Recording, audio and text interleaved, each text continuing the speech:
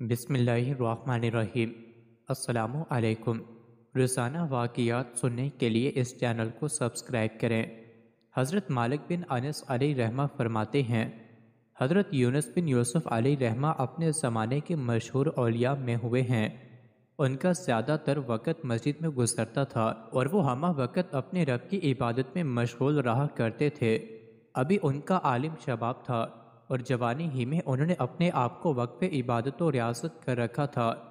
ایک مرتبہ آپ مسجد سے باہر نکلے تو اچانک نگاہ راہ چلتی ایک نوجوان عورت پر پڑ گئی اور دل کچھ دیر اس کی طرف مائل ہو گیا، لیکن پھر فوراً اپنے اس فعل پر نادم ہوتے اور بارگاہ الہی میں دعا کے لیے ہاتھ اٹھا دیے اور ان الفاظ میں دعا مانگنے لگے، اے میرے پاک پروردگار، بے شک تو نے مجھے آنکھیں عطا فرمائی جو بڑی نعمت ہیں، لیکن مجھے خطرہ محسوس ہو رہا ہے کہ کہیں ان آنکھوں کی وجہ سے میں عذاب میں مبتلا نہ ہو جاؤں اور یہ آنکھیں میرے لیے ہلاکت کا باعث نہ بن جائیں، اس لیے اسے میرے مالک تو میری ان آنکھوں کی بینائی ابھی سلب کر لے۔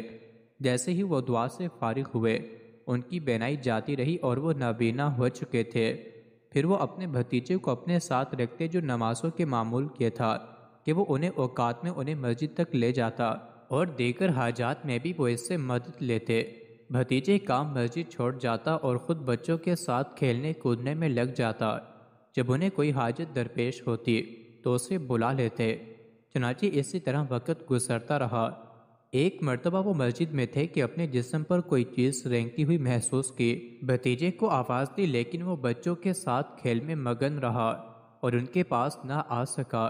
ادھر انہیں خطرہ محسوس ہوا کہ کہیں کوئی نقصان نہ پہنچا دے، تو انہوں نے دوبارہ بارگاہ الہی میں ان الفاظ کے ساتھ فریاد کرنا شروع کیا، اے میرے رحیم و کریم پروردگار، تو نے مجھے آنکھوں کی دولت سے نوازا جو کہ ایک عظیم نعمت تھی، لیکن پھر مجھے خوف ہوا کہ کہیں ان آنکھوں کے غلط استعمال کی وجہ سے میں بتلائے عذاب نہ ہو جاؤں۔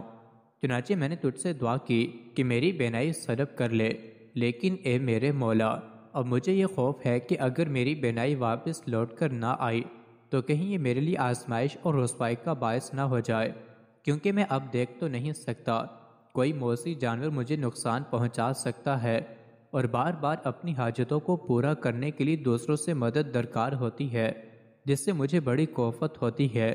اے میرے مالک و مختار پروردگار، مجھے میری بینائی لوٹا دے تاکہ میں رسوائی اور لوگوں کی محتاجی سے بچ جاؤں۔